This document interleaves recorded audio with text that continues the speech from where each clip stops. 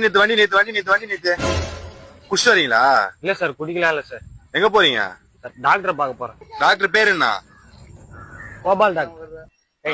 குமார் அவசரப்பட்டிய போன் அடிக்கவா சார்? போனடா. இட்லி சாம்பார் சட்னி. ஹலோ, டேய் எங்கடா இருக்கீங்க? பசங்க உட்காந்துடா, கைக்கு எதனா உதுதா? Doctor sir.